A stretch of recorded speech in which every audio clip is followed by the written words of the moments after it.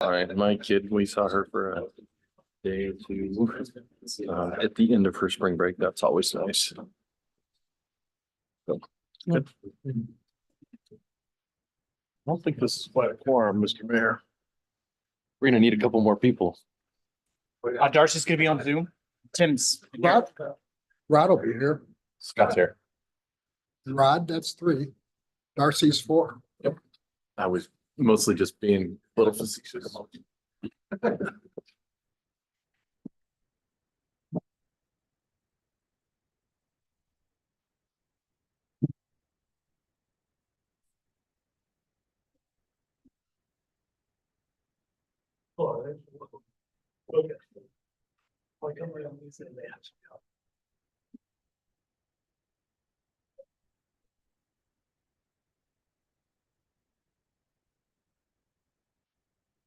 Now you can make yourself a famous city manager if you were to, you could hire deep sea divers to go down to the Columbia River like a shadow diver did, the book that you lost.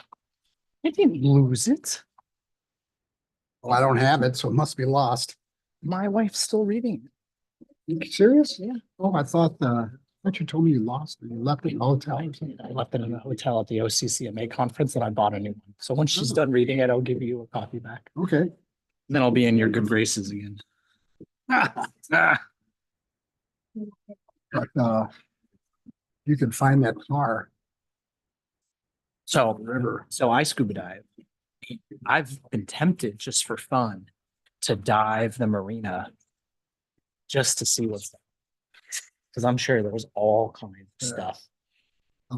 How far down can you go without? Deepest I've been is 150. Oh, the river where they think this car went over is about 85 feet. 85 in the Columbia is probably pretty deep from a visibility standpoint. This was 155 feet in pristine Philippine waters, but Well, they've had people search for that car before. And they that'd be couldn't find it. interesting. But it's been 65 years. Yeah. It's probably drifted with all the currents. There's a Klickitat County, I think it's Klickitat County, search and rescue diver volunteer group that I actually looked into for a little bit. But they have a pretty strict time commitment. It's volunteer, but they're like, if you're going to join, you're going to join. And it's going to be like 2 weekends a month kind of deal. Huh. They take it super seriously.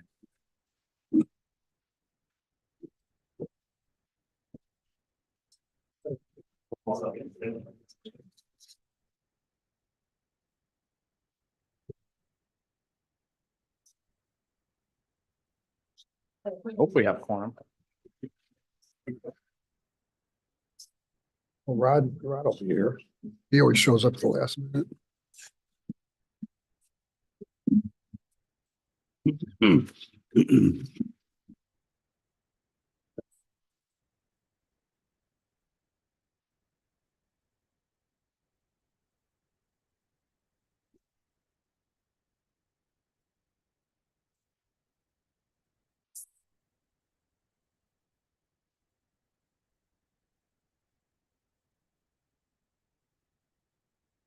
The only 2 here?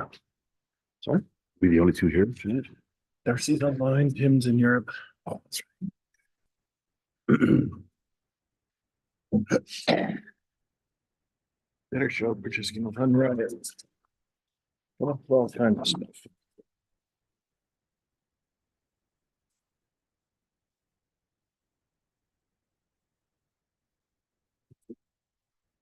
For this to you.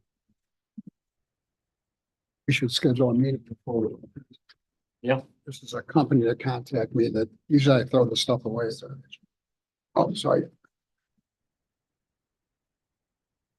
You can do whatever you want with it. I think.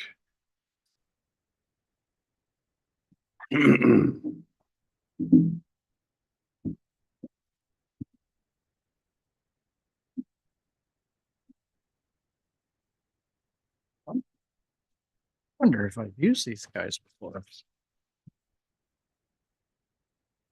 There he is.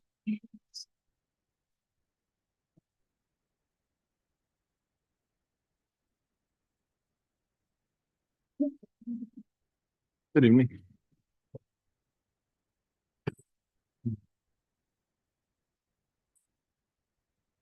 Scott. Dan for me. Dan, yes, sir. You want to lead us in the pledge? Sure. You did it last week. Didn't you?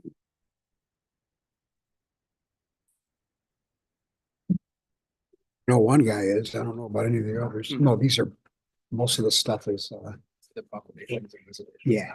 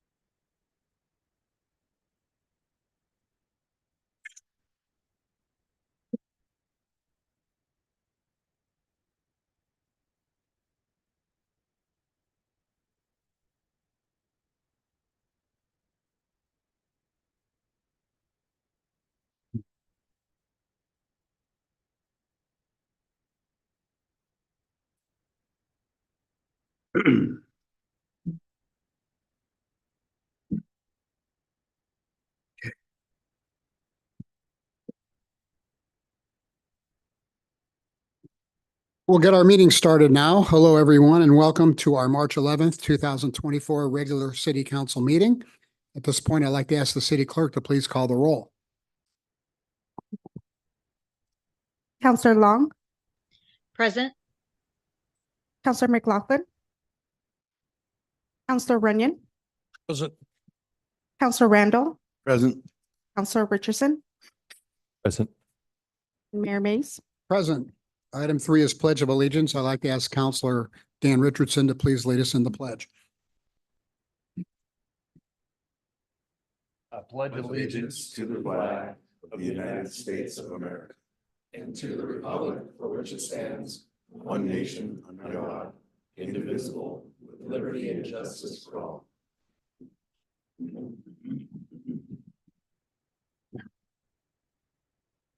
Okay, item 4 is the approval of the agenda. We have 2 additions.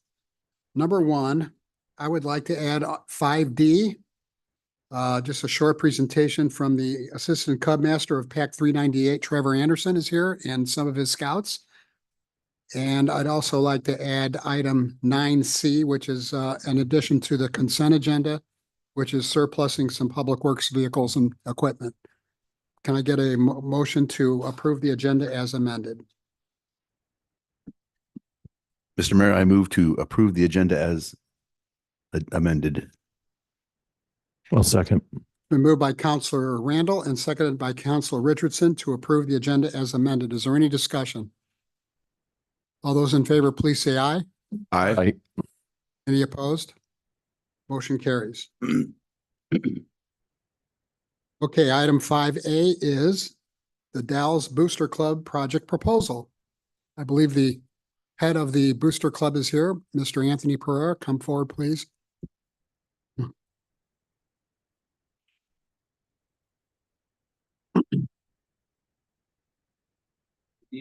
Could you, this is official stuff here. Super official.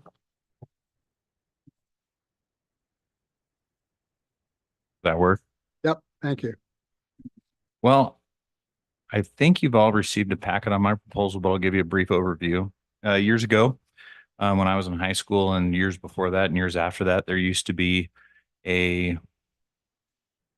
below what is now the water tower up by the hospital, TD. It was a source of pride in the community. It identified who we were. And the high school seniors or track would take part in actually putting lime on that every year. And it was up there for, I have no idea. Before that, there was an old D where, well, we can't burn tires anymore. So that's probably, but you can still see the outlines of that there. But the Dalles has always had it. So the Booster Club, as part of our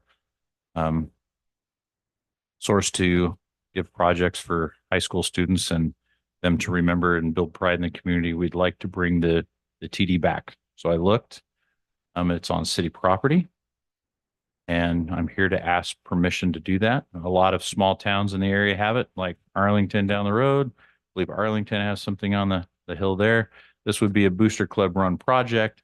It would be done by volunteers to actually do, by high school students to fulfill their service to the community hours.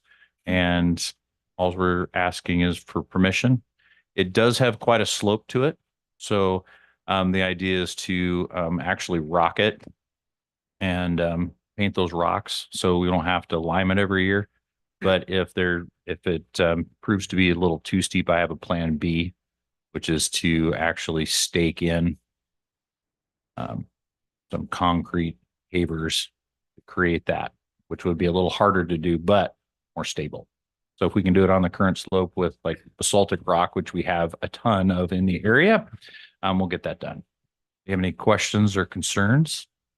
Mr. Mayor, if I may. Yeah. Anthony, for everybody in the room, where is this? It's above Thompson Street track, about 90% up the slope there, right below the water tower by the hospital. If you look up there, you can actually still see it. It's just darker colored weeds at the moment. So it probably sits no more than 100 feet down from the water tower. And so this is a project proposal that Anthony had brought to me, and we discussed a couple of different times, identifying some of the challenges with the site potentially due to the slope of the hill, as he noted. We thought it could be an interesting project that they could pull it together and figure it out. But it'd be a very visible addition or improvement to a city-owned property. And wanted to have Anthony present that project to the city council, see if he had any concerns or feedback moving forward. If there was support for it, I'd work with Anthony to, craft an access agreement and everything to facilitate that moving forward. I think it'd be a great thing for the community and great thing for the high school and for the Boosters Club. And I think it's a super idea if we can make this thing work. That's my opinion. Right. Anybody else have any thoughts on it? I agree. I think it is a good idea. And also, I think Goldendale has a G up on their hillsides. Now that you mention it, yes, they do. I have one sort of critical question, Mr. Mayor. Sure, go ahead. Anthony, I remember the D. Are you proposing a D or a TD? TD All right. for Then the Dalles. Then I'm in support. Yeah, it'd be important to get the right letters up there. Yeah. Right. Yeah. It's been an interesting journey being part of the Booster Club and number of opinions, but we're from the Dalles and we celebrate the Dalles and great place to live. Anthony, could you expand upon what your expected timeline might be? That's a good question. We're sitting here in March. I'm going to, upon approval and timelines for access agreement, once that's been gained here, I'm going to approach I've already actually kind of floated the buoy per se with a couple people at the high school, some teachers, and see if we can't motivate the ASB to take it on as the senior project. Don't think I'm gonna have a problem with that. Everyone that I've talked to is in agreement. It's just like when we're doing the dugout this weekend at 16th Street, we had 8 young people commit to showing up on Sunday, and they all overslept at daylight savings time. So, like I said, it's a Booster Club project, but it's going to be executed by the youth with adult oversight. So, I would like to have it happen, before the end of summer, but most definitely before. If I can get it done by graduation, that'd be amazing. But we're going to be trying to utilize those hours that some people need for graduation. So we'll see how it turns out. But I would hope that I can get this thing completed within, 6 months on the long end. Yeah, I'd like to point out too, I think the Boosters Club is under new leadership and you guys have been doing some really good things. Just last week, I think it was Thursday, you had your annual banquet.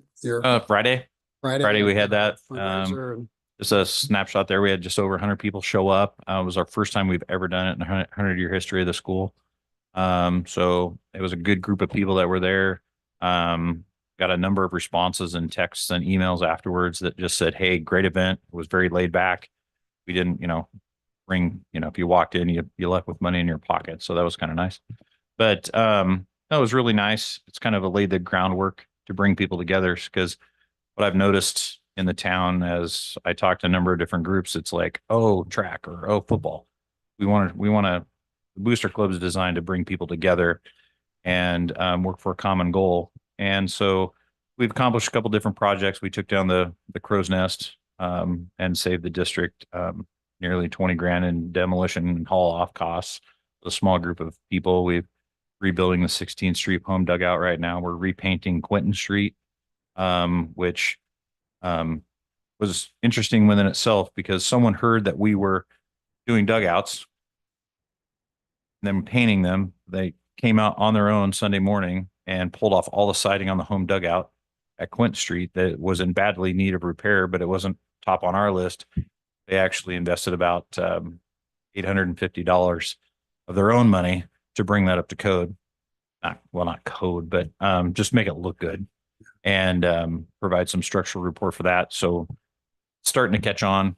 Some people are stepping up for some things. And like when we did Quinton Street, we started painting in the fall. The lady softball that just won state, they said, "Hey, do you have any extra paint? We'd like to do it."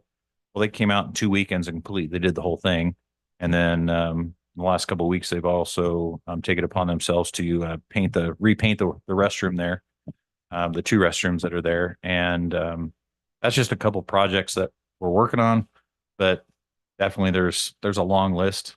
With the transition of maintenance, groundskeepers, whoever's in charge of, those, like now it's Danny Zell and Ryan Allinger, but they've been on both, haven't been there longer than 18 months. So they didn't know what they didn't know. So like this year we had all the lights on the football field lit instead of 8 out. Like the years before, they didn't know a month before the season they were out because they were both new. And so we got those fixed. They brought in a professional. So we have green grass this year instead of it real spotty. They partnered with the soccer team and got a bunch of adults from the community to actually repair, level their field. So it looks the best we've had in years. So it's not just the Booster Club, but it's empowering other groups to work with the district, which we really haven't had in a long time. So it's good to see. And there's a lot of people wanting to do some things. So these little projects help, bring it out and kind of build trust. So Great. that's where we're at. Well, I take it the staff can work with Mr. Pereira to get this hillside project done. Thanks very much for Thanks, coming, guys. and keep up the good work. Appreciate it.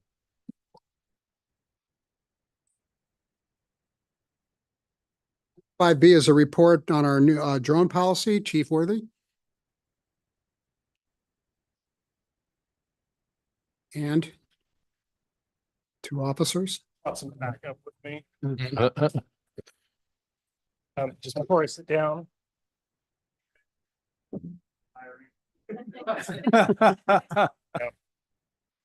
Always recruiting at the police department as well.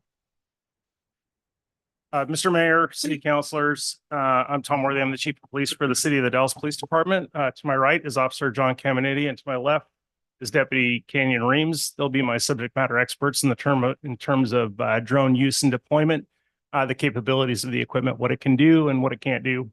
And they're also drone pilots, and I am not. So I will give you an overview on the program, though. In 2022, City of the Dalles Police Department desired to acquire and begin using this technology to keep our community safe.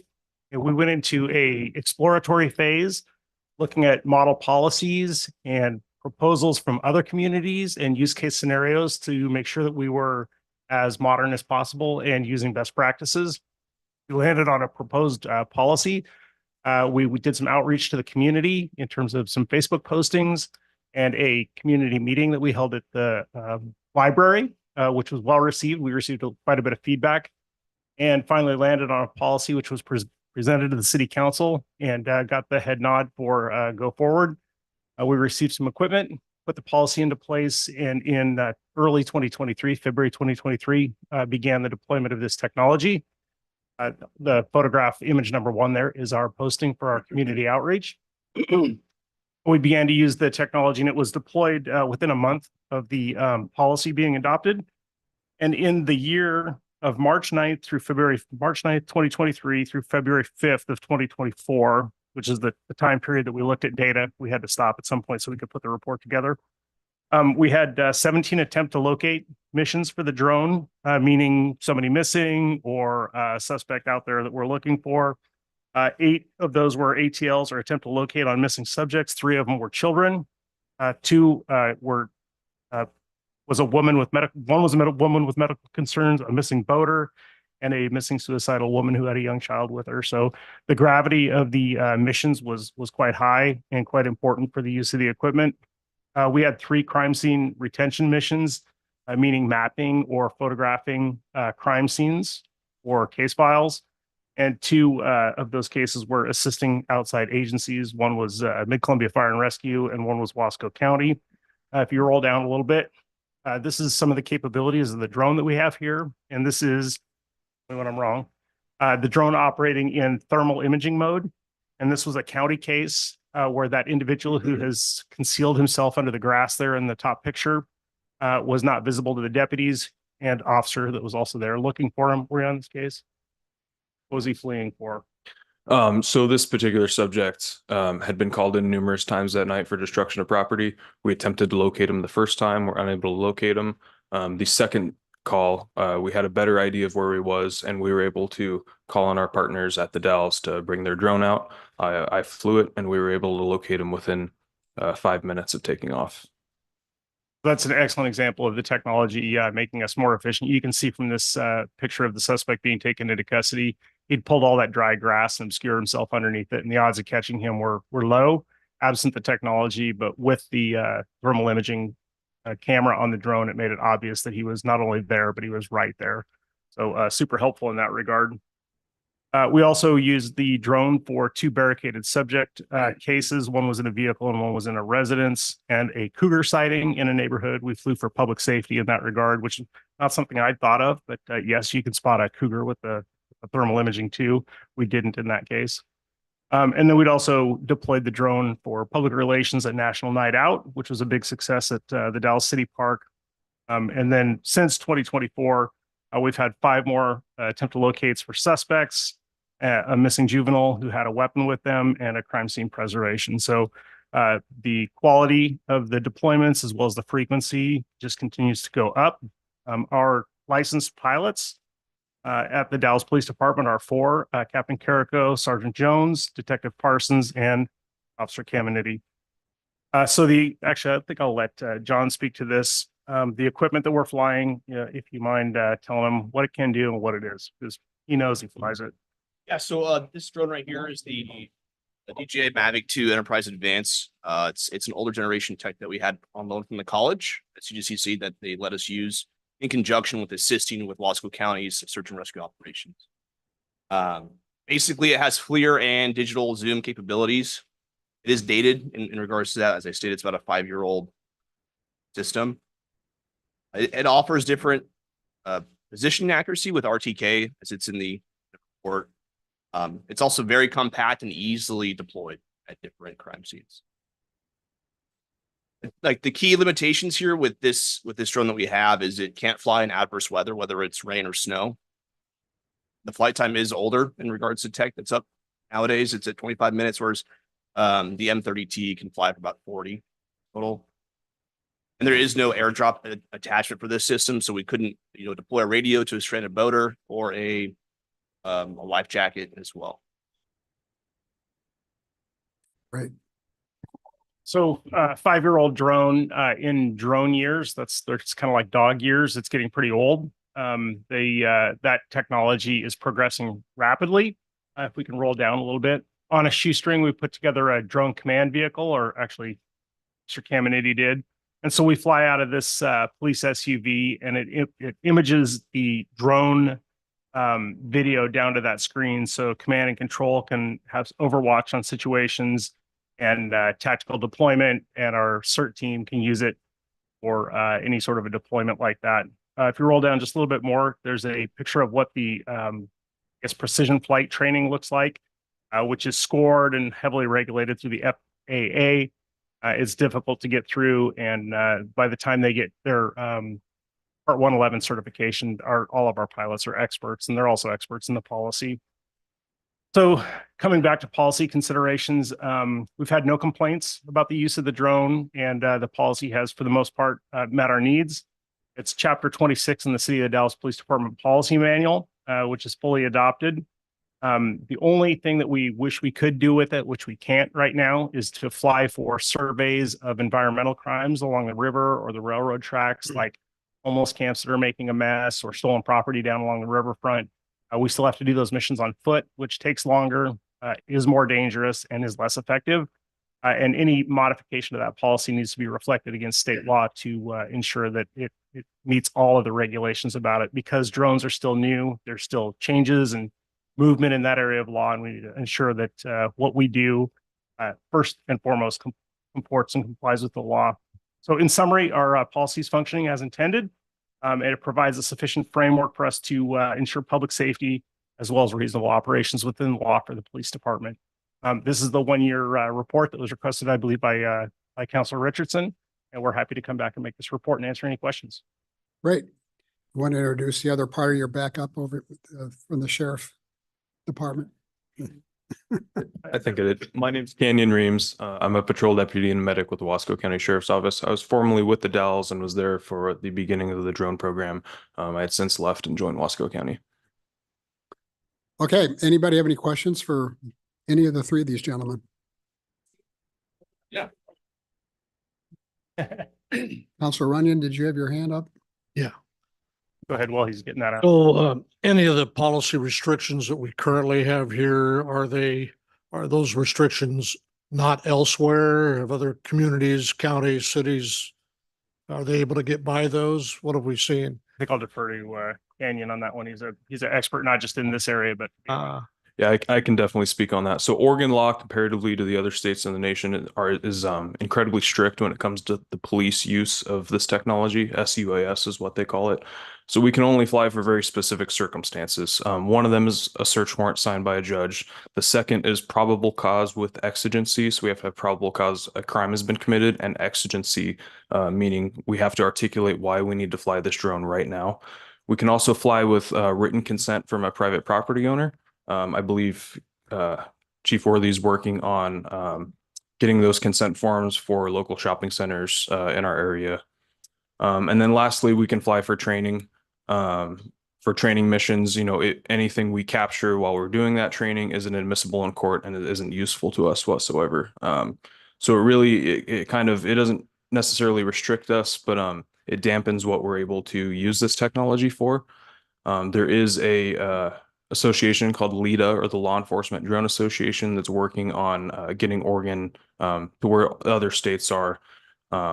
The common for other states as far as police use of drones right now is for any legal law enforcement activity. And so Oregon is definitely one of the stricter states when it comes to when we can fly.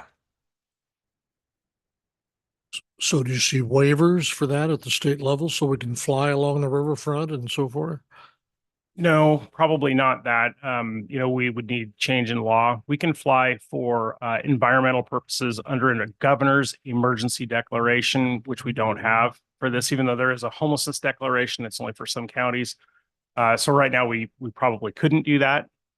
This is an area of developing law. It's like when automatic license plate readers first came out, or body worn cameras. There's always a lot of activity, and it comes out really restricted in Oregon because we have a high appreciation for privacy rights in this state.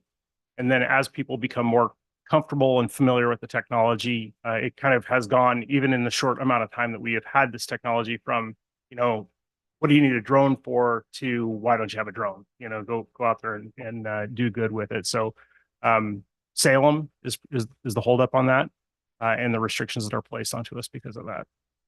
And we're right at the end of the short session, so probably too late. had their minds on other things this time. So I'd like to see us to be able to operate full capacity. So I would suggest that we get together with you get together with Representative Helfrich, former law enforcement individual and our state representative, and see what he has to say. I think the most impactful piece of this for me has been the ability for us to get at distance reconnaissance and surveillance on dangerous subjects and keep our officers and civilians safe. Correct. Thank you. Counselor Randall. So, just to be clear, the nature of the restriction on the river area, is that because of the airspace, or is it because of the kind of activity you're trying to monitor? It's because of the lawful authority to fly. And so you can't say that there is a exigency or an environmental crime because it's still going to be there tomorrow. And so if there was an exigency, if it was a broken pipe that we suspected was spewing some chemical or something, we could probably fly down there and take a look at that. Hey, it's happening right now. It's an emergency. Your camps, your litter, your abandoned cars and carts and stuff like that. You don't really get there on that. Anybody else? Okay, thanks very much. Not going to fly it around the room. Good. Got to give the scouts something to Yeah. take home with them.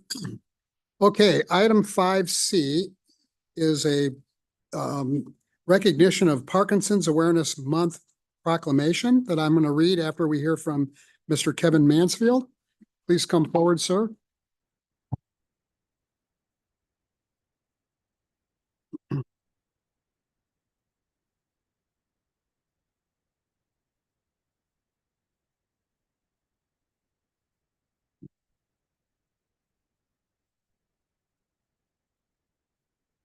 Evening, Mayor and City Council. I would like to thank you for inviting me out to your council meeting tonight.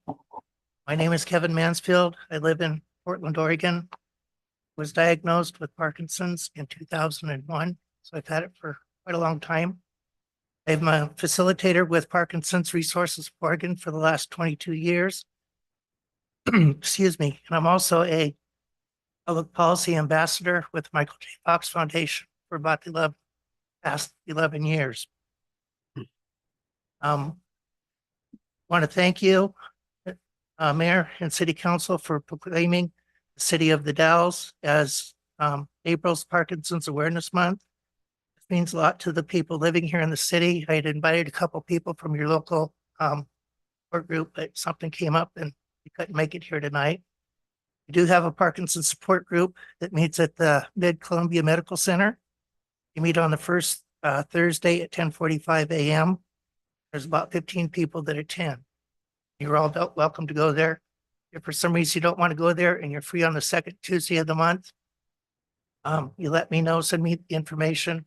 I have a support group in Gresham that I do on a hybrid. So you can join by internet that way.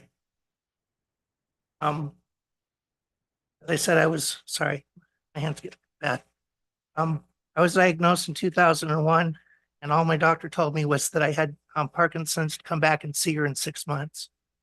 Not knowing anything about it, I went home and I looked it up on the computer, which is a bad thing to do.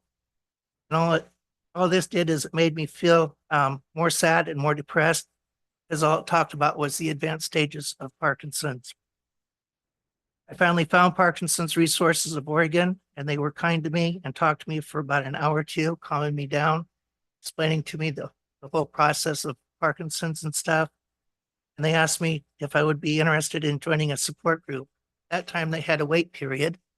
There was only between 12 and 14 support groups in the state of Oregon at that time.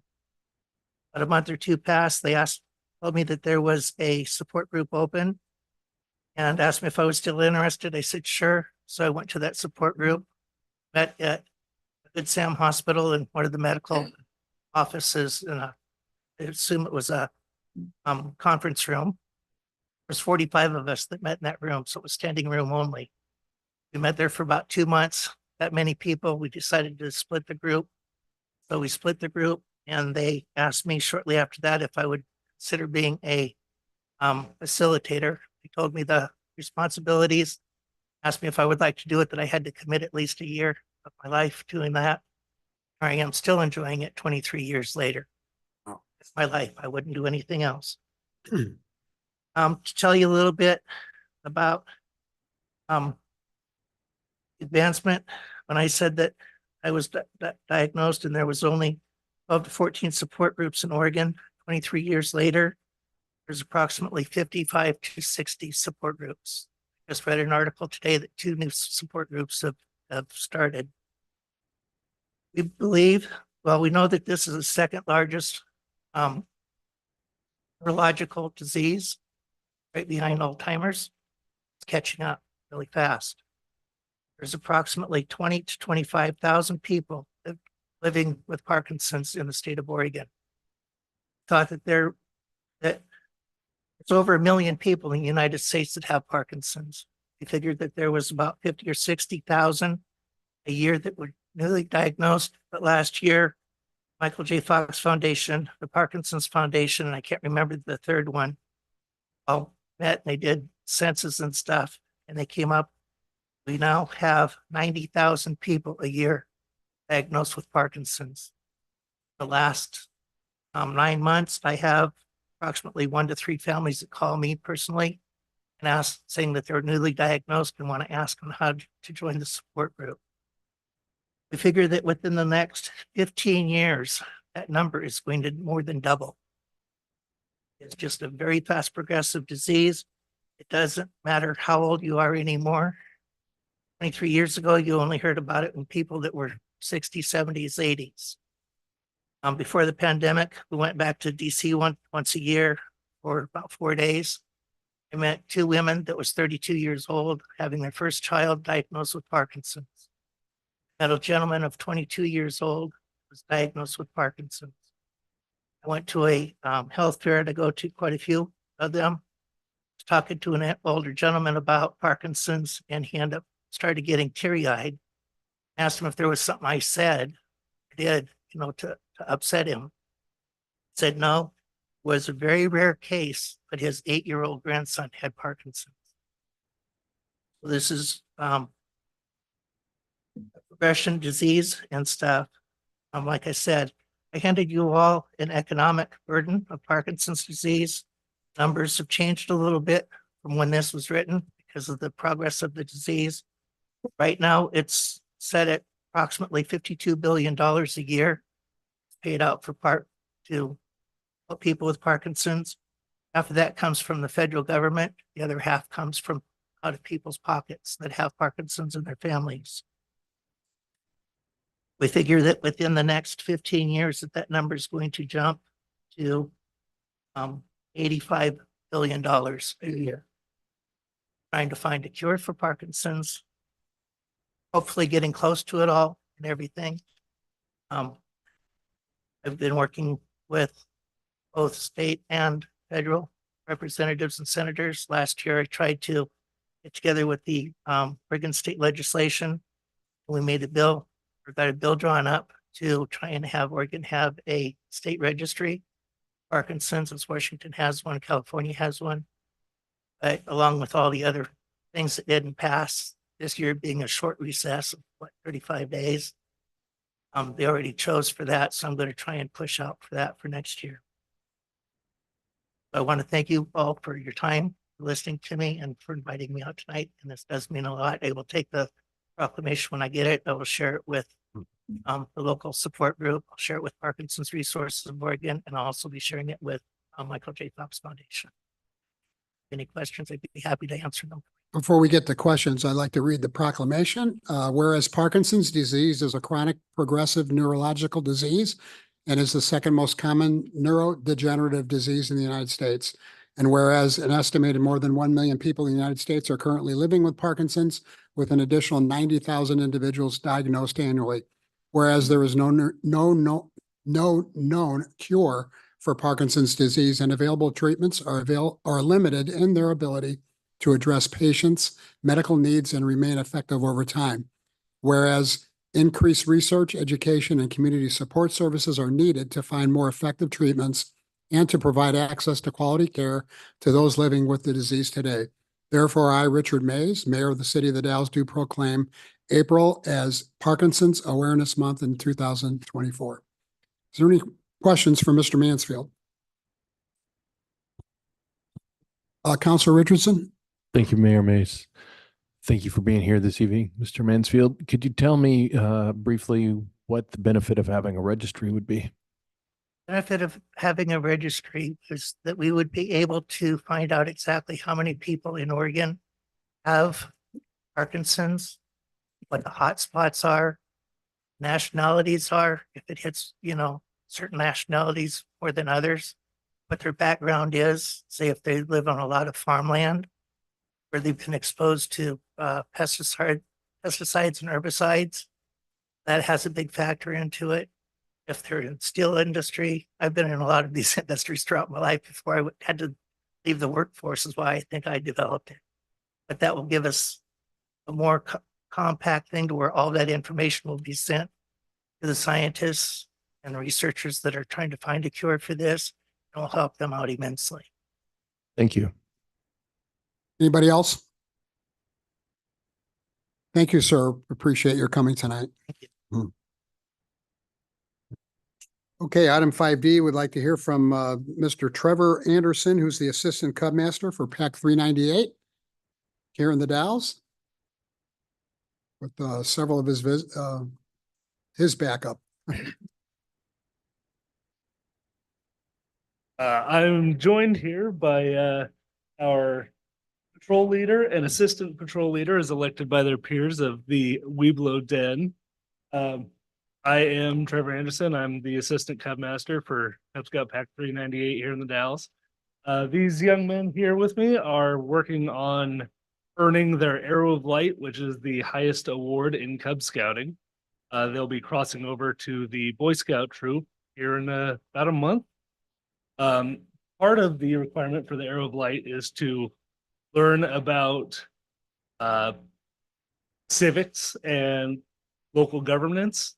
And so here about a month ago, Councilman Richardson was so kind as to come meet with us and teach us a little bit about how local governments run and how the city council operates, how one becomes a councilman and what the duties and responsibilities are. And then he extended us an invitation to come here and learn a bit more about it. So thank you, Councilman Richardson, for that. You bet. And thank you, Mayor Mays, for letting us become part of the proceedings here tonight. Great. You want to quickly introduce the rest? It looks like you have like 3 or 4 others. Yeah, we've got a few more here. This is Abram, this is Elijah, and this is Sam. These are, let's see, 5 of our 6 fifth graders in the group that's going to be crossing over here in the next month. 2, you still here? Scoutmaster Pereira's unit. He slipped out on us. And he will be our Scoutmaster here in about a month. Excellent. Hey, how many of you kids want to be a police officer when you get older? Okay, 1. Okay. 2. Okay. Right. See the chief on your way out. How about mayors? Anybody want to be a mayor someday? That's what I thought. Okay, well, thank you very much for coming. Anybody got any questions for Mr. Anderson? I don't have any questions. Do you have any questions of us? Questions? No?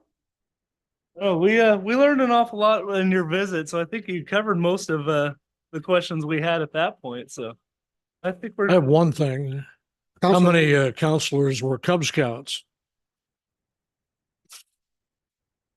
And our Public Works Director, and our Human Resources Director, and Roger Nichols, newsman. There was the den mother. That was a lot of fun. Okay, well, anybody else? Okay, thank you all very much. Come back anytime, okay? Thank you. 2nd and 4th Mondays at 5:30. Okay, item 6, audience participation. During this portion of the meeting, anyone may speak on any subject which does not later appear on the agenda. Up to 3 minutes per person will be allowed. Citizens are encouraged to ask questions with the understanding that the city can either answer the question tonight or refer that question to the appropriate staff member who will get back to you within a reasonable amount of time. If a response by the city is requested, the speaker will be referred to the city manager for further action. The issue may appear on a future meeting agenda for city council consideration. Tonight, we have Mr. Michael Wilson that would like to speak to the city council. Please come forward, sir.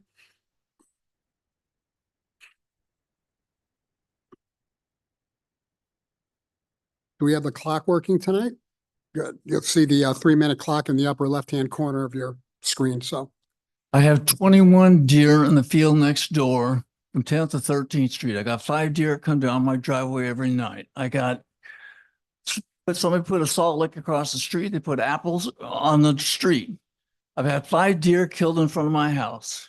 People doing 45 and a 35. Police don't like the mess. Can't put stoplights or stop signs on 10th Street because it has to be open for police, ambulance, and fire engine. You can have the public pay monthly payment, have street lights put up at night, or put 3 places along West 10th Street. Put up slow down deer crossing signs, ones with the legs up in the air. Do one or the other. 5 deer is too much. It's going to keep happening. There's too many deer coming down the mountain on West 10th Street. Thank you. what's your address, sir? What? What is your address? 2436 West 10th Street. There's 3 places where the deer cross. I got a majority because there's no fence behind this, and they come down the power lines on the hill. They come through my property. They get killed. It's too fast. No street lights at night on 10th Street. It's got to be something either put street lights on 10th Street, have the public pay to have their monthly bill increased, or put deer crossing signs up, maybe with lights on them. I don't know. It's up to how much money you want to spend. Well, you've been here before, and I'm sorry you had to come back. We'll turn it over to our staff and The 3rd time I've been here, 3 times I talked about it. It's just going to keep on happening. It's deer. Right. I don't know how you can control deer coming down from the mountain behind Eagle Caves, but slow down. People see deer signs. They might slow down to 35 miles per hour on the speed sign. Okay. That wouldn't hurt. Okay. Thank you very much for coming. Is there anyone else who'd like to address the city council for up to 3 minutes for anything that is not on the agenda? Last call. Okay. We'll move on to the city manager's report, which is item number 7. Mr. Cleaves. Thank you, Mr. Mayor. Just a few updates for you. We've been continuing our outreach and analysis of some of the impacts from the American Queen bankruptcy announcement from a couple weeks ago. Several of our attractions in town certainly have been financially impacted from some bills last year that still remain outstanding. And so I've had some communication with the Regional Solutions Office at the Governor's Office to take a look at and see what the overall impact will be regionally along the entire Columbia, all the way from Astoria out past the Dalles, and see if this is a recurring theme with other attractions related to the bankruptcy. It most certainly is. And so we've entered into some conversations around what options there may be to assist some of these attractions. Not setting our hopes too high, but having those conversations to see if there's some resources that could be brought in to assist. I attended the chamber banquet, I believe, last week. In the back of the room on display there is one of the downtown holiday decorations that we've been working to renovate in partnership with Parks and Rec.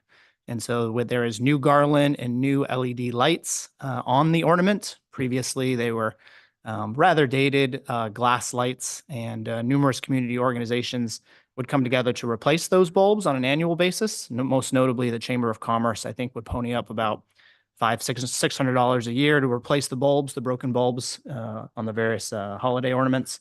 And in partnership with, I think, the work crew from Wasco County and out at Norcor, they would work to replace those bulbs. So hopefully with these new LED bulbs, we'll see a little bit of less electrical usage and a little bit more resiliency out of them. And hopefully they'll all be ready for the next holiday season. There was also the community outreach team's biennial trip to Washington, D.C. To advocate for projects and policies that are a priority for many of our community partners and organizations here. Dan Spots, our Economic Development Officer, was the representative on this trip, and I'll have him come and give a brief or an update to the City Council at a future meeting on how that trip went. And I think those were all the updates I had for you right now. Any questions? Any questions? Thank you. Okay, city council reports. We'll start with Mr. Randall. Thank you, Mr. Mayor. I just have one item. On February 28th, the Historic Landmark Commission met and we received an update on the ghost sign lighting project on the Gitchell building. And that's all I have. Thank you. Councilor Richardson. Thank you, Mayor Mays. Briefly, I attended the Chamber Awards dinner. Saw yourself and some other folks, which I appreciated. I have two requests for staff and a comment. I would request staff just take a look at Mr. Wilson's request there for some lighting or deer signage, or possibly even action to remove the Salt Lake attraction. Just some sort of follow-up, I think, is warranted, not only for the deer's sake, but you know, if you're driving a modest-sized vehicle and you whack a deer, it can be kind of traumatic for the drivers as well. Secondly, I'd like to request that you help us follow up on our annual goal-setting session by bringing back some comments in the next month, maybe 2 or 3 times a year, where we just kind of get an opportunity to refresh ourselves as a body on those goals and maybe how we're working towards those or any updates. And the last but not least, I just had a comment I felt that I'd like to share, and comes out of a couple of conversations I've had recently with constituents and people bringing up problems and challenges, as they should, because we do, of course, have occasionally problems or challenges in our community. But that's inevitable. Things just break down and people are flawed. But some wise people say we should recognize and celebrate our wins as well. And I'd like to do that very briefly. A year ago, for one, I count this as a win. A year ago, people, quite a number of people were concerned about McCack starting the annex at the old Oregon Motor Motel. But it has been, in fact, a win for our community. It's created a strong safety net that's helped dozens, scores of people. And were it not for them, we wouldn't have a few occasional homeless camps. We'd have very many more. Second win that springs to mind is that a year ago, we had a couple of old blighted buildings on 2nd Street, and those have been knocked down, cleaned up, and provide an opportunity for us to grow, to build something new and increase our prosperity. A year ago, we had a police force that I think, Chief, you could remind me, we had something like 5 openings on. Oh my goodness. More than 5 openings. And our staff has been tirelessly recruiting and successfully recruiting in a really competitive environment. So now I believe the number's 2. I think we're down to just 2. That's a win. That's a huge win. Good job. A year ago, we were looking at finishing up the Dog River pipeline, and that has been rebuilt and finished. I think there might be a couple polishes, but the main thing has been completed. And finally, a year ago, we hadn't really started talking about how to use or allocate our Google funds, and we are now starting to do that. So in short, yes, we have challenges, but we have also had some little victories in our community as well, and it's worth recognizing those. Thank you. Thank you. Councilor Runyon. Just real short, today attended the Mid-Columbia Veterans Memorial Committee, which was held here nearby to City Hall. I'm president of that group, so I had to be there, right? And a few things we discussed. One of them, I will talk later with Mr. Peterson and the Gorge News as well. House Bill 2147 that was passed. I've been talking with the county about that as a legislative bill. And it has to do with unclaimed remains of veterans around the state.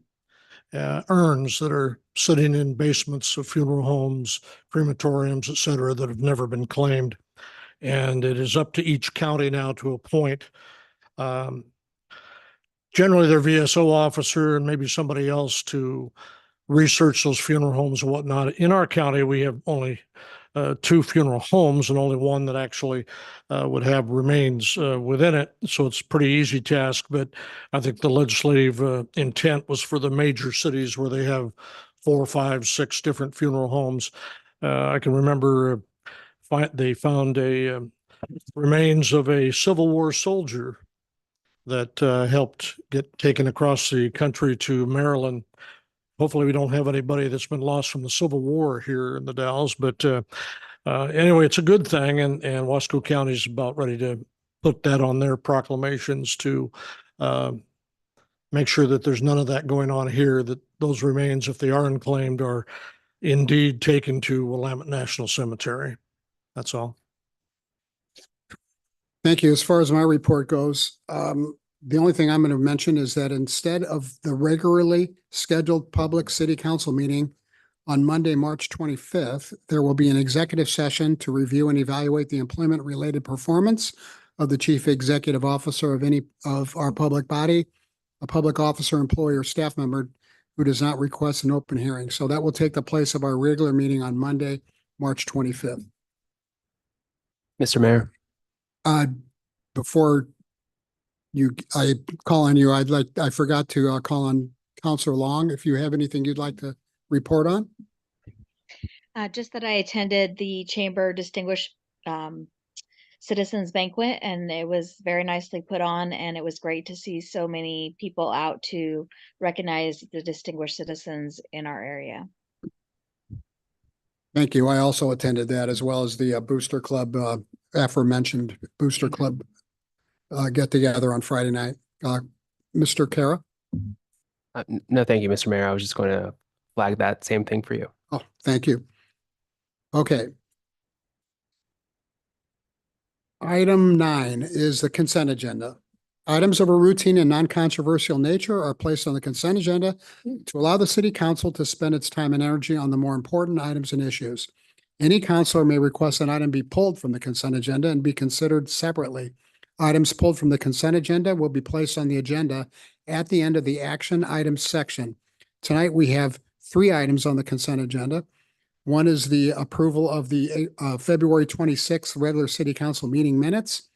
Second is a resolution concurring with my appointment of Carl Verkuteren to the Historic Landmarks Commission. And finally, the one we added at the beginning of this meeting is surplusing public works vehicles and equipment. Is there a motion to approve the consent agenda? I'll move to approve the consent agenda with the additions. Is there a second? I'll second it. It's been moved by Counselor Richardson and seconded by Counselor Randall to approve the consent agenda. Is there any discussion? All those in favor, please say aye. Aye. Aye. Any opposed? Motion carries 4-0. Thank you very much. Okay, item 10A, consideration of fireworks regulations. I believe we have a couple of gentlemen here from the Mid-Columbia Fire and Rescue. Is that right? Yes, we do have 2 reps in the audience to answer any additional questions. I think I'll present the item. I don't mean to put them on the spot or anything with Yeah, that's my reviewing the job. item this evening. Mr. Klebs, go Without ahead. much further ado, thank you, Mr. Mayor and City Council. Included in your packet is a brief agenda staff report regarding consideration of potential fireworks regulations. This item on the agenda this evening is a discussion item, so we're looking for any direction or comments or questions you may have, looking for your guidance on how you may want to move forward. And depending on that, staff would take the appropriate action and bring that back potentially for council action. In summary, as you may recall, for a number of years now, the City Council has annually passed or considered a ban on the personal use of fireworks. And from my direct experience last year, we considered and passed such a ban. I think at the tail end of June last year, due to the concerns around drought and fire risk. There was some impacts from that ban, in particular for businesses who are planning to purchase and sell fireworks. Different nonprofit organizations or community initiatives that are using fireworks sales as a fundraiser. And when the council passed such a ban, it may or may not have an impact on the amount of sales that those different entities may see due to that dynamic. Given the dynamics of when the drought conditions occurred, is when the council made that decision to ban the personal use of fireworks, which occurred right around in June, kind of late in the year. And in consultation and conversations with the fire department, I learned that they began issuing fire sale permits right around now in March. And so I wanted to bring this item back to council for discussion and consideration in a more timely manner. And if a ban of some kind was pursued, that could be the direction that council chooses earlier in the year. And business owners and those who are selling fireworks, as well as those who may be purchasing fireworks, will be more informed and have more advanced warning and make their decisions accordingly. And so 3 of the options for consideration this evening revolve around the personal use of fireworks, the commercial sale of fireworks, and the commercial use of fireworks. As the city council knows, we do annually fund a commercial show in partnership with Fort Dalles Fourth. I think some of the considerations there is that a commercial show is put on by a professional agency who has the skills and training to safely conduct a show, has substantial insurance. And in particular for the city of the Dalles, our fireworks show takes place from a barge in the middle of the river, ideally mitigating some of the risks for fire danger. However, the personal use and the commercial sale of fireworks may be more of an interest for the discussion this evening. We could certainly consider, again, a ban on the personal use. We could also consider a ban on the commercial sale, which will both have impacts to the community.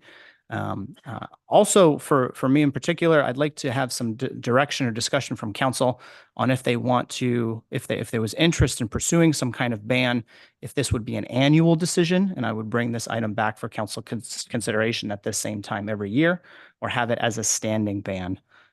Including in your packet is a recent news article just back from March 5th that Wasco County is in moderate drought already. These seem to be some of the conditions that we're dealing with on a daily basis. And so we can certainly make this decision every year, but for some consistency, it may be worthwhile to consider something on an annual basis.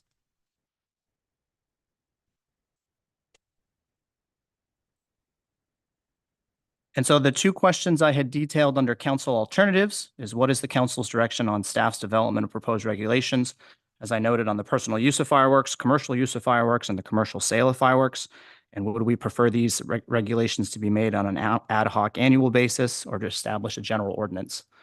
Look to representatives from the Mid-Columbia Fire and Rescue District if they have any additional comments or other dynamics I didn't mention in my report, but I'd be happy to answer any other questions you may have. Chief Palmer, you have anything you'd want to, if you do, will you please come forward and introduce your backup?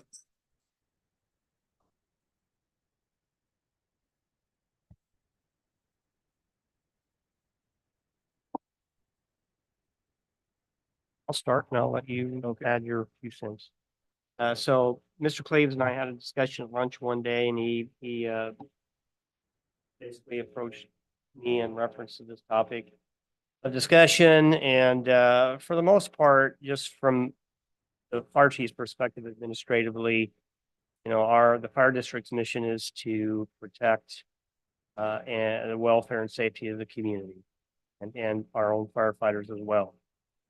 So in this regard, in reference to what you're discussing,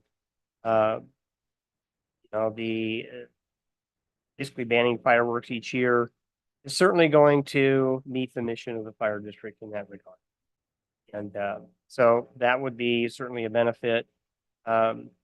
Looking at the commercial fireworks as far as what the city has done as reference to having a fireworks display within the community. There's 2 different perspectives. Obviously, the fireworks that are allowed out from the barge, it's a controlled environment. It's basically protected by the code, and Chief Wood can communicate, talk with you on the code a little bit, and in that regard, um, personal fireworks are far more uncontrolled. I can say that statistically speaking, and I don't have the statistics in front of me right now, but for the most part, when there is a ban on, there are certainly less fires in the community. And there are also less injuries. We can give you better statistics on that as we communicate with the state fire marshal. They have quite a database on this. I'm sure the state fire marshal in that regard would also support some type of a ban as well, based on their mission as well. So I'll defer to Chief Wood on the code aspect of it and prevention and public safety as well. Okay, so as mentioned, my name is Jay Wood. I'm the Division Chief, Fire Marshal, as I'm often referred to. And as Matthew mentioned, we start issuing permits in March. I have 2 sitting on my desk right now for retail sales. And we definitely, we have a permit fee that we charge, and the State Fire Marshal's Office also has a permit fee. So specifically for the nonprofits, that it's $25 for us, $100. I believe it's $100 for the state, Fire Marshal's Office. So for the nonprofit specifically, they kind of lose out by paying for that permit. Statewide in Oregon, in 2022, there were 64 fires caused by fireworks. That could be anything from a house fire to a grass fire, brush fire, that's the last year that we have data for. That's statewide. Really have anything? Thank you. Any questions for the chief or either one of the fire representatives or for our city manager? Counselor Runyon. You opened it up. So what data do you have for the Dalles area, Wasco County area? So our data we have to get from the state to drill down to fireworks as a cause. Our data database, we're not able to get that data out very easily. So we have, anecdotally, we have had fires every year, except for the last couple of years, that right from fireworks.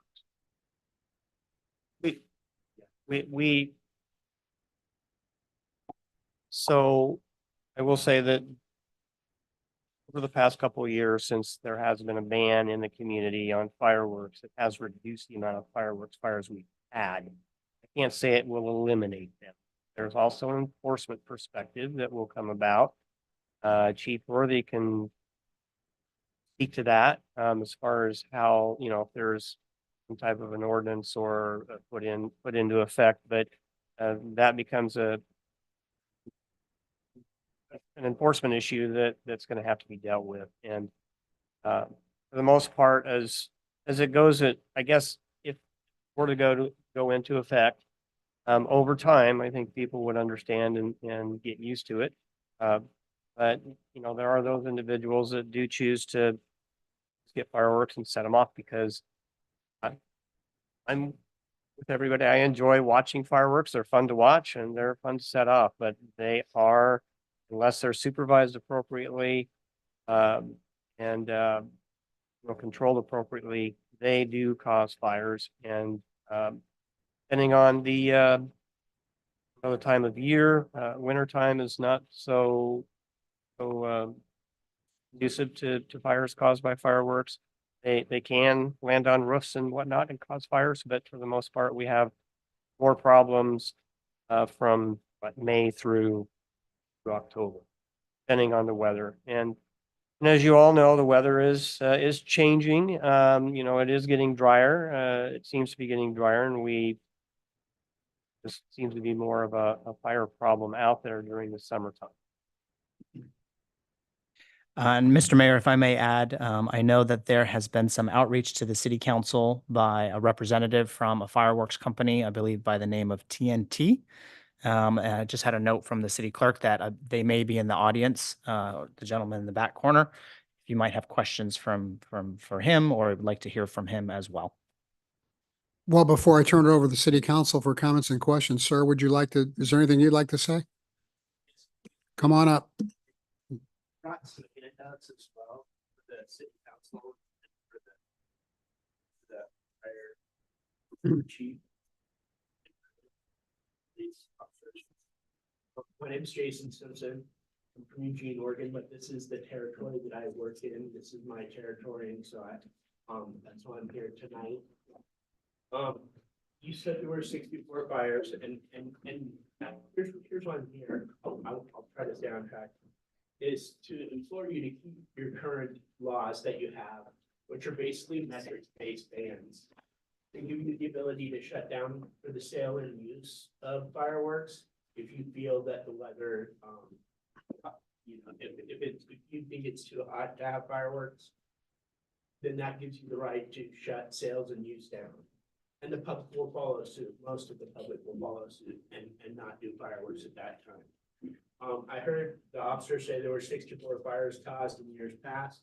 We know if those were from legal, safe and sane fireworks, the type that we sell, or were they illegal fireworks that are already illegal? You already have laws on the books currently to prevent people from doing the illegal fireworks, which are the ones that go up in the air and explode and land on roofs or out in fields.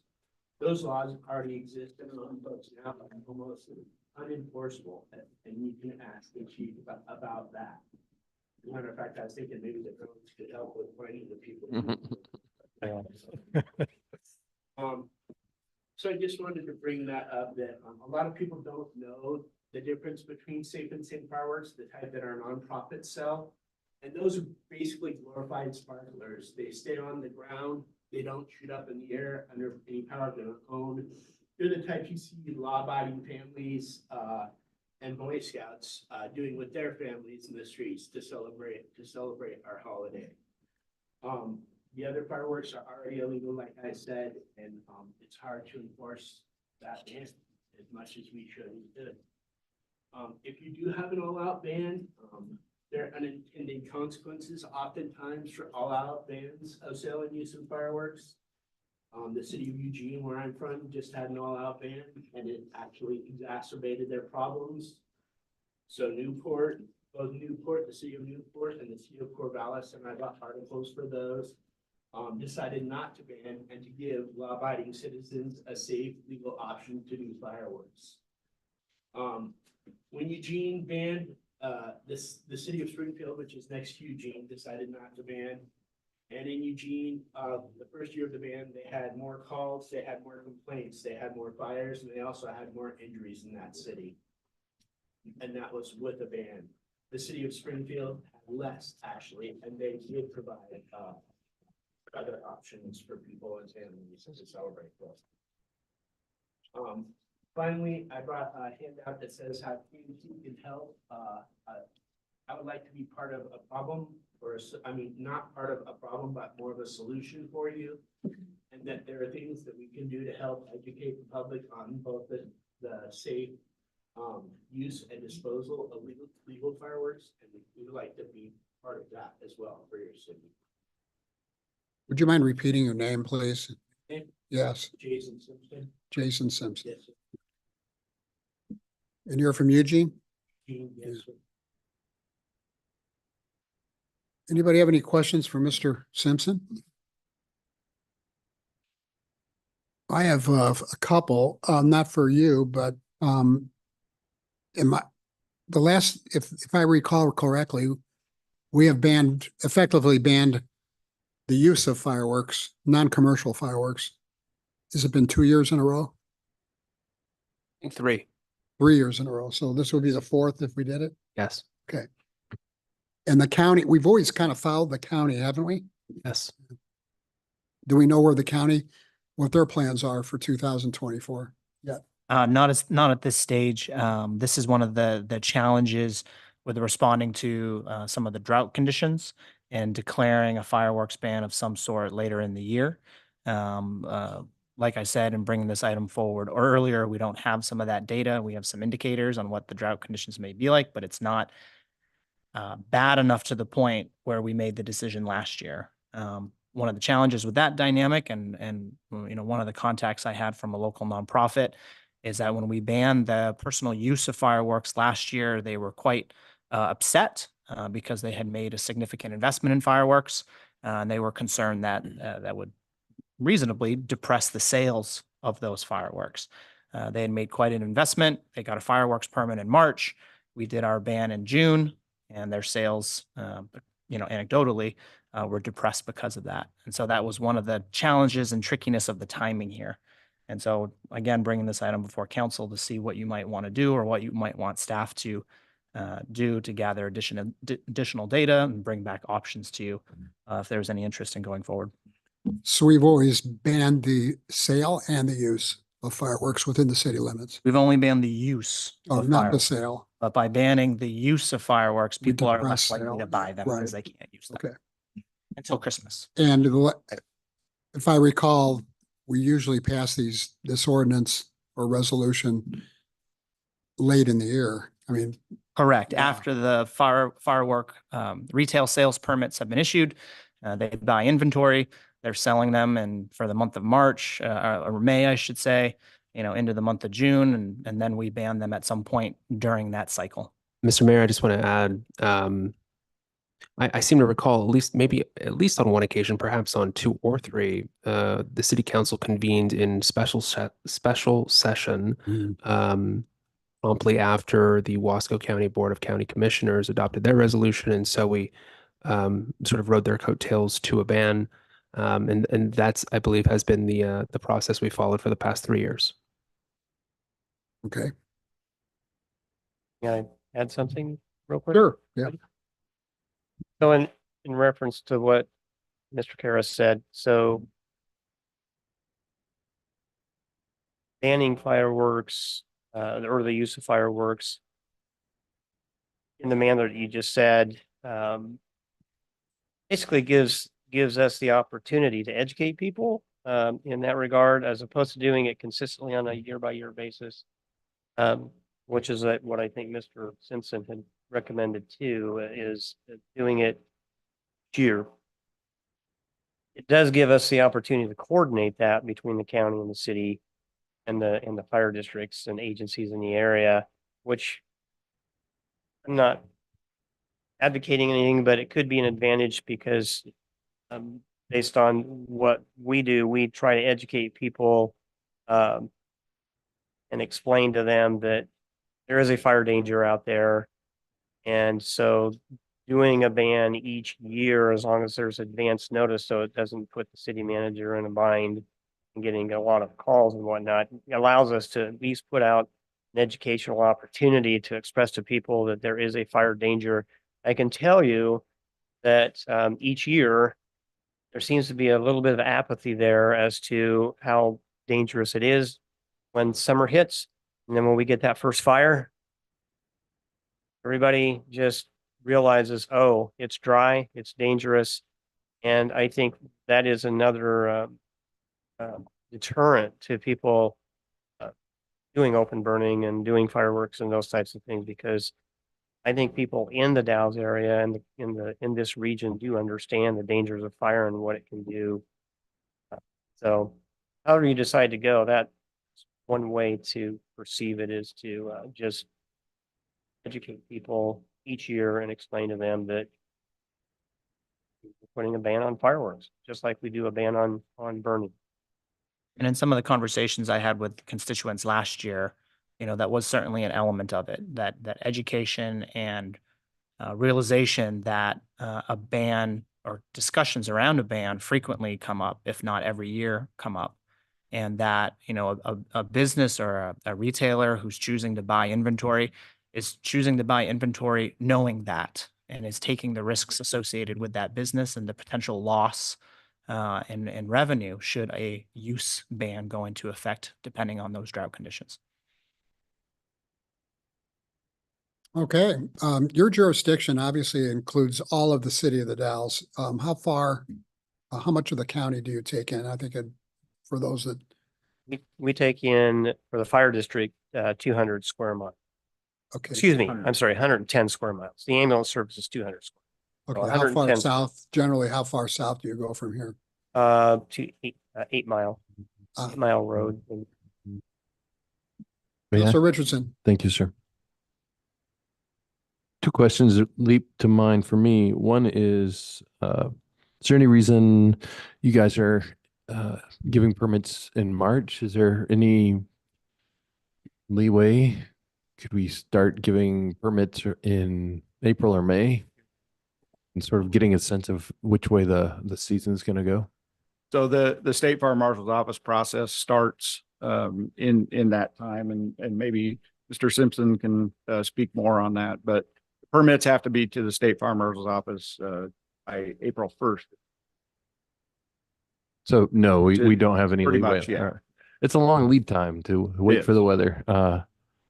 Okay, my other question, and this is, I don't know who this is for, but it just occurs. I wonder if there's any wisdom in establishing a safe zone or safe use zone. Like, go here if you're going to light off fireworks, otherwise don't do it.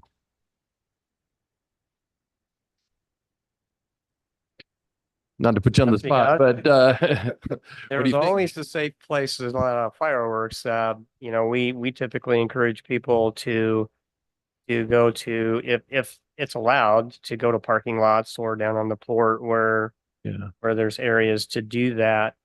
We encourage people to not light them off, obviously in dry grass, scrub oak, in those areas, but people tend to do that. Yeah,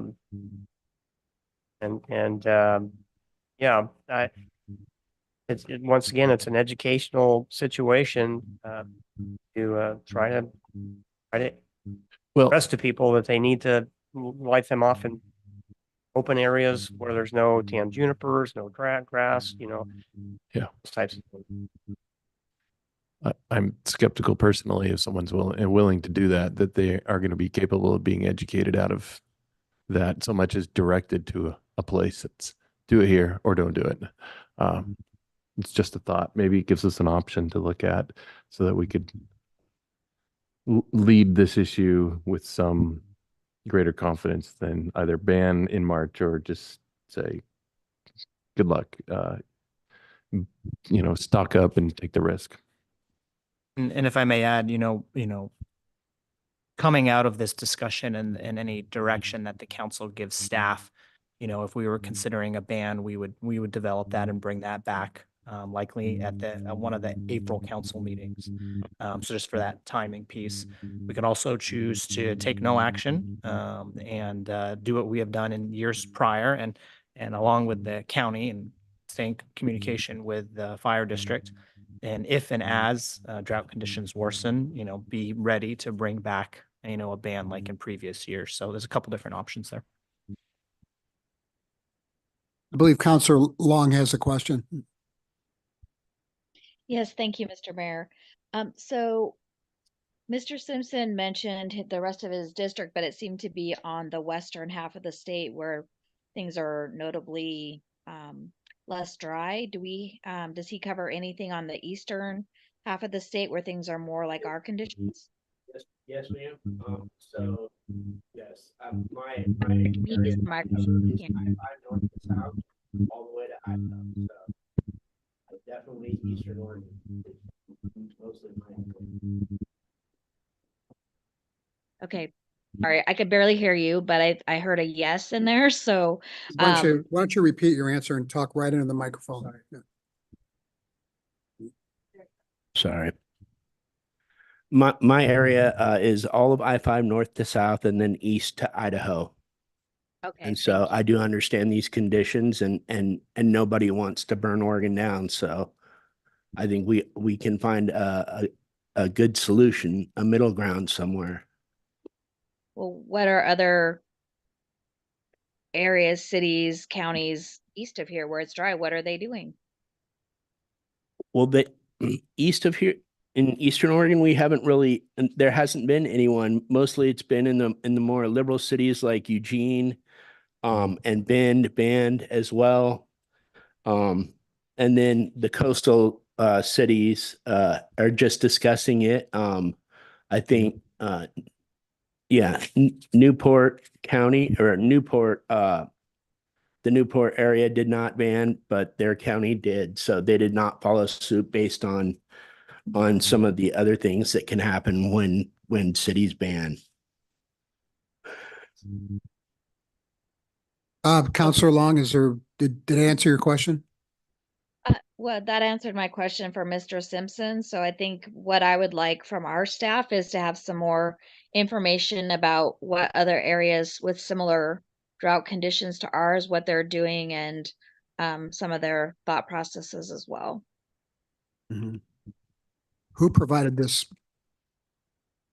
information here? Because it has a map on it with the, Mr. Mayor, that just happened that I just read the news on a daily basis and came across this article and thought it was relevant Okay. to include. Great, thank you.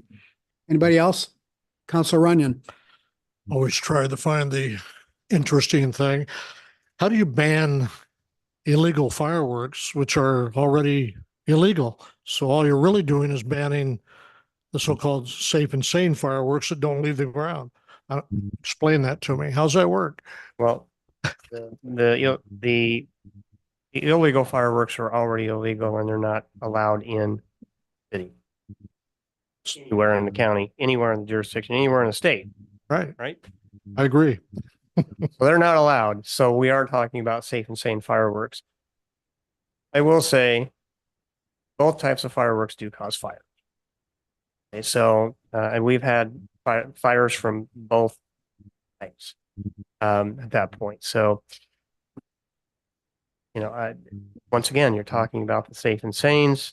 And it's a matter of whether or not want to put those in the same category as the illegal fireworks that are currently no longer not allowed in the state.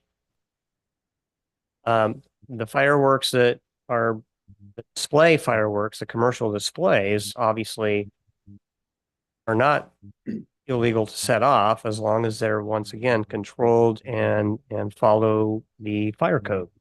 That's the key there. That's the difference between the personal fireworks that we're talking about and the safe and sane fireworks. So once again, safe and sane fireworks do cause fires, and just a matter of whether or not it's appropriately supervised and they're being set off in the proper areas. That's really the key. I will add that whatever you direct the city manager, Matthew Cleaves, to do, we will certainly be a resource for him in reference to statistics and things that you might need to be able to help him with the decision. We would also like to help in any way that we can. Could you speak up, please? We would also like to help in any way that we can, whether it be education or information. Thank you. Sure. Council Randall. Thank you, Mr. Mayor. Yeah, the safe and sane can be dangerous because besides the dry conditions, we get the high winds, obviously. So something sitting on the ground can be blown into a nearby weed patch or something. Also, we kind of have a designated area, and that would be the state of Washington, right across the bridge, where everybody goes every year, put on a show of their own. Yeah, it's true. Good point. Anybody else? Okay, anybody in the audience want to weigh in real quick? Yes, sir. I'm up there. Yes, sir. Please be concise. Give us your name and address, please. My name's Rick. I'm resident of the Dalles, Oregon. What's your last name, sir? Wolf. We haven't mentioned it's the 4th of July. I'm aware because I stopped at the fireworks stands and asked them how dangerous their fireworks were. And I don't believe they get any higher than the ceiling. A lot of people are not able to make it to the river to see the 4th of July fireworks. why we have the 4th of July wasn't mentioned. I think we should consider that also. We seem to be running low on veterans in here. I think we need more education from all y'all, including the fire department. I bought from this gentleman, I think it was last year, some printout of the last 10 years of the fires that were started by fireworks. Wasn't happening. So we seem to be going along the feelings line here rather than secure documentation, whatever you want to call it, actual studies. So that's what I have to say. Thank you. Anybody else? Okay. Mr. Courtney?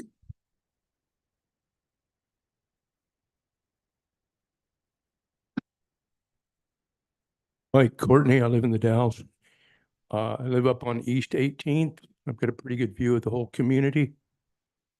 And what I see on the major holidays is fireworks that go up in the air. I don't see much of, I see some on the ground in the neighborhood. Most of them are pretty well contained. They've got family supervision around the little kids that are doing. But what I see as a hazard are the already illegal ones. And I don't know how Tom or anybody else is going to enforce it since they are already illegal. And we don't have enough police officers to cover the whole town with the amount of those things that are going on. It's just, education is going to be the only answer. Outlawing them isn't going to work because they're already, the dangerous ones are already illegal. Thank you. Anybody else? Okay. I believe the city manager in his report has thrown out 3 questions. We'd like to get some, if not consensus tonight, certainly soon. Mr. Mayor, if I may summarize just one more time. Had a couple questions here. Specifically, we were brainstorming 3 categories, if you will, the commercial retail sale, the commercial use, and the personal use of fireworks. Would you like this coming to you on an annual basis or have something more permanent? Or ultimately, wait and see, which is what we've done in some prior years. Continue to stay in contact with Mid-Columbia Fire and Rescue and Wasco County, coordinate with our partners, keep an eye on drought conditions and potentially bring something back to you very quickly if and when conditions worsen. So looking for any guidance or comments you have on those 3 topic areas. Anybody want to weigh in? I'm not ready to do a ban tonight. I like looking at it each year to see what the conditions are and whatnot. But again, I don't know, and to echo Mr. Courtney, I don't know how you ban illegal fireworks that are already illegal. There's the problem. Stopping a young family with their little kids and their sparklers and whatnot just doesn't cut it for me. So let's look at it in April when research comes back, but I'm not willing to do a ban tonight. I'm not sure you were proposing taking action tonight, were you? No, before staff invested any time and energy in developing anything, we wanted to have some direction from council first. Research is good. I'd like to see some actual data, not 64 around the state, but right here. Councilor Long? Yes, thank you. I would also like to see some data. I also have a question about, are the consequences more serious if we pass a ban and a fire is started than if we don't have a ban and a fire is started? Because it may not be a matter of, we're talking about enforcing it. And of course, we hope people will self-comply, but what we're trying to do is reduce the fire risk to people in our community. Yeah, that very concerned me as well. Anybody else? I guess I don't see how we read this particular needle if we're uh, except by doing it ad hoc on an annual basis. Yeah, I don't particularly favor an outright ban. Maybe we'll have a good wet year at some point, but I think people just need to be aware that that's going to be a reality. If it's hot and windy and really droughty, that there's a good chance council's going to enact some stronger restrictions. Can I add one thing, Mr. Mayor? Sure. Real quick, just as a point of clarification, educational purposes. So, Ms. Long mentioned enforcement. So obviously, the city has enforcement, the city police. ODF, Oregon Department of Forestry, what they do is they do site as well for fireworks that are caused by fires that are caused by fireworks. And the fire district and ODF both have the ability to bill for negligent fires as well.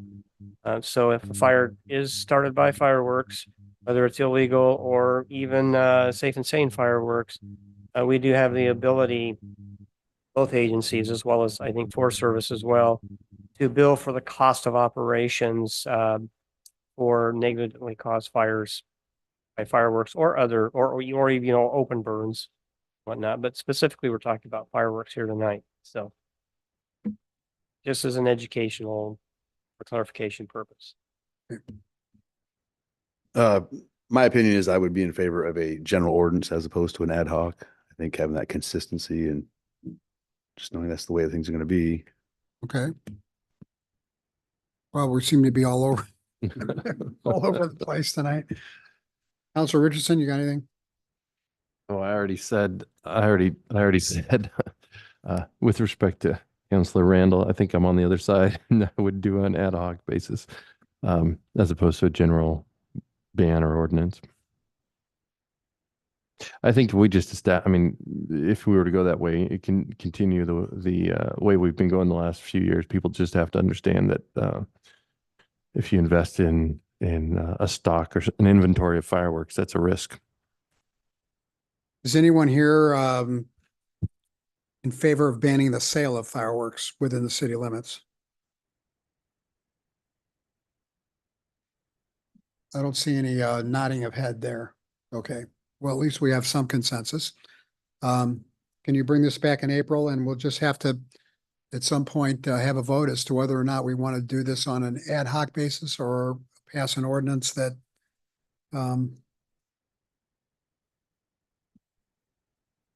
makes it permanent, I suppose is the best way to put it.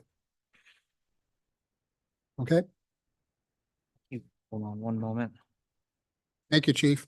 Mr. Mayor, it would be helpful as staff embarks on some of the requests from council here tonight to do additional research and things of that nature. If this were to come back, and you know, I'll defer to the city manager, but if this were to come back as a discussion item one last time, at least unless council is willing to offer some guidance on the ad hoc versus general ordinance issue, that would tremendously assist in my drafting of any potential documentation that needs to come out of this. So just wanted to mention that is a rather critical component of what we're discussing here tonight.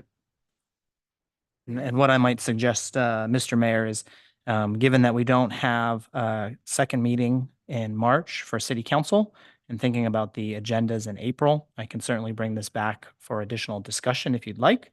Or staff could, for this additional year, continue, as I said, to coordinate with Mid-Columbia Fire and Rescue and Wasco County and bring back a potential ban on the personal use of fireworks should conditions worsen. And just looking at the agendas that we have and the timing of things, if that was to occur, we could again bring this back as a discussion item to answer the question about ad hoc or an annual basis. That's one way we could run this. Or if we have that availability on our agendas, we could bring it back at the tail end of April. Okay. So okay with everybody? Yep. Okay, thank you.